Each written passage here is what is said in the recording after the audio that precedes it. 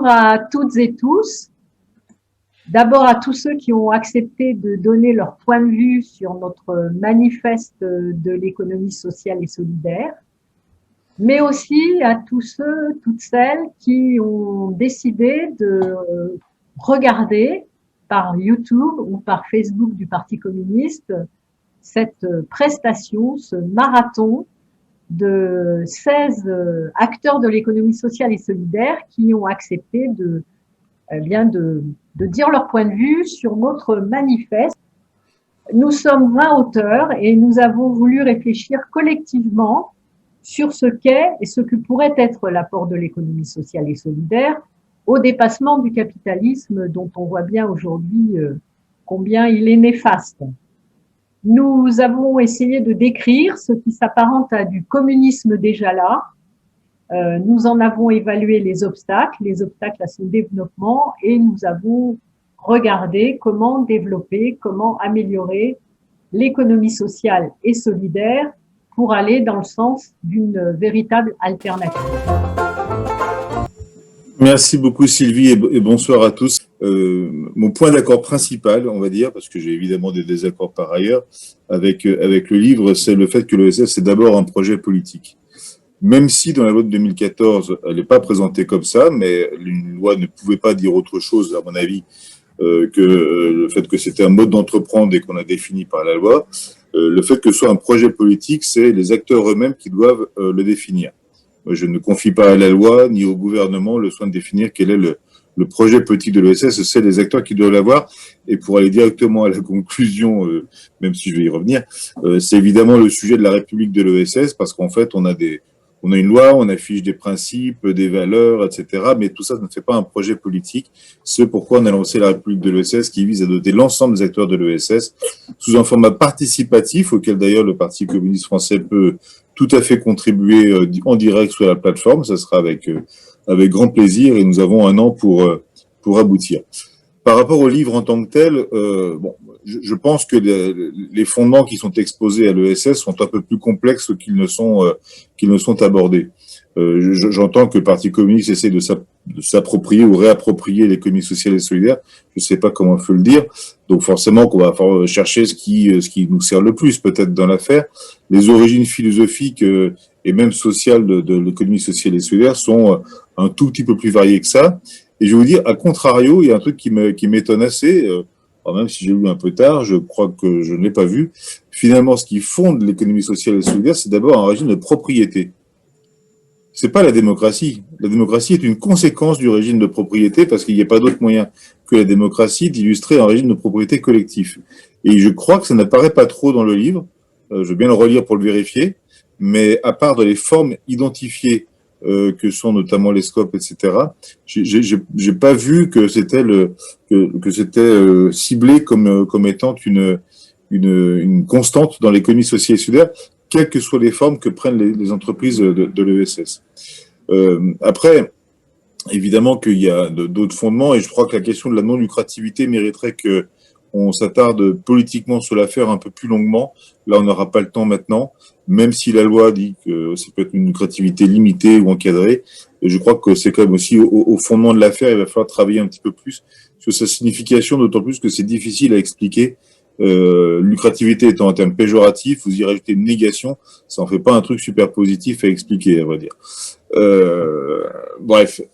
Et puis, les réalités de l'économie sociale et solidaire, je trouve que vous en parlez plutôt bien dans le livre. Et c'est ce qui d'ailleurs complique la tâche. Voilà. Égoïstement, ça complique la mienne d'ailleurs, d'être le porte-parole d'acteurs extrêmement divers les uns les autres, dans les tailles, dans les motivations, dans les activités, territorialement, etc. Donc bon, on fait ce qu'on peut, mais c'est aussi la richesse de l'ESS. C'est pour ça que moi je refuse souvent les débats qui consistent à classer dans l'ESS ceux qui sont vertueux et ceux qui ne le sont pas. Il y a des dérives et on pourra en parler longuement. J'ai une liste assez longue de dérives et c'est pas un problème. Mais je crois que le sujet stratégique, il est pas là aujourd'hui. Il n'est pas de pointer les dérives, il est de faire masse en fait et d'être contagieux par rapport au reste de l'économie. Une petite inexactitude, et je suis vraiment télégraphique, mais par rapport à la loi de 2014 sur la question de de la définition inclusive, vous écrivez que la loi inclut, je n'ai pas retrouvé la page, mais inclut les entreprises à mission. C'est un petit anachronisme parce que les entreprises à mission, elles datent de 2019.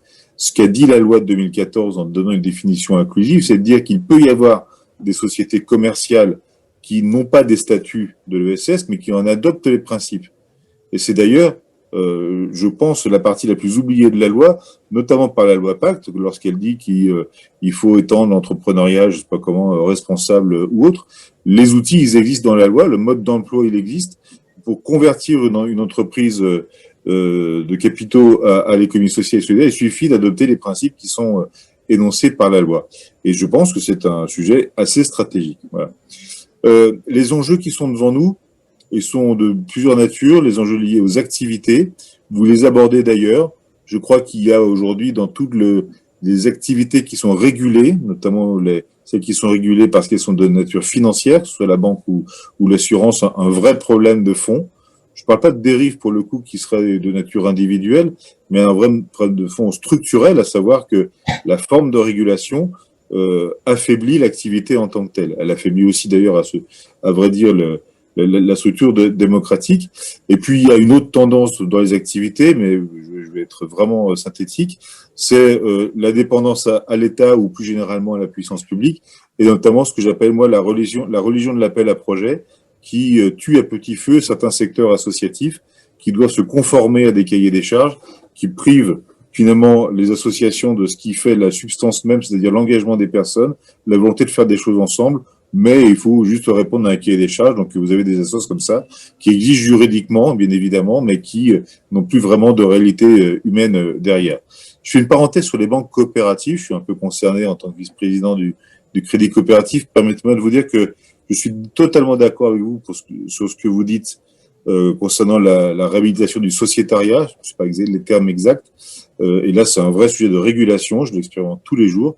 En revanche, le fait de mettre dans la loi que les banques coopératives doivent prêter à taux zéro, c'est, je pense, en grande partie une incongruité parce que on peut difficilement être une banque coopérative et prêter à taux zéro puisque le principe d'une banque coopérative, si c'est marqué Sylvie, je te jure, on peut difficilement prêter de l'argent à taux zéro quand on est coopératif parce que précisément on va chercher l'argent chez les coopérateurs qui le déposent rarement par philanthropie. Ils le déposent parce qu'ils en attendent une petite rémunération.